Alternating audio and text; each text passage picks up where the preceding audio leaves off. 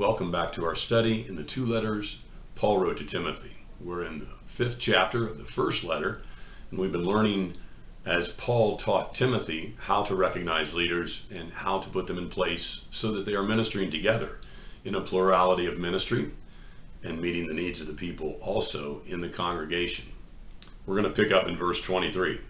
No longer drink water exclusively, but use a little wine for the sake of the stomach and for frequent ailments. Very simply, he's just telling Timothy to stay strong physically and to do the right things to maintain that health. In their day and age, water wasn't very good. It was fairly polluted. It was dangerous to drink it straight, and so they drank wine, and they drank it with modesty and with temperance, but they also used it as medicine. And he's simply saying, when you need to get healthy, stay healthy.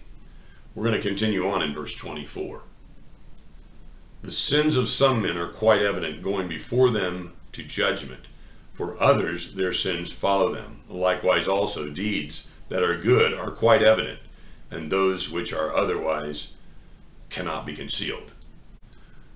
He's basically saying that, you will know them by who they are and what they do, and sometimes that's right up front, and sometimes it kind of comes back to haunt people, and you need to be aware of that on both sides. And sometimes people can conceal their sins, their bad deeds, in long periods of time, but eventually they are exposed. And those things which are good, those things which we should do, you can see and you can recognize. And Paul is simply telling Timothy, keep an eye out for those things, recognize them, and utilize them in the congregation. And also be aware that sometimes people are hiding things, and that's important. That doesn't mean that we're scrutinizing every move everyone makes.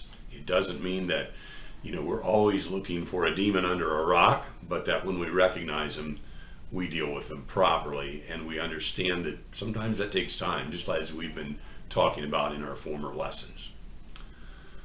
Well, we'll pick up there in our next session.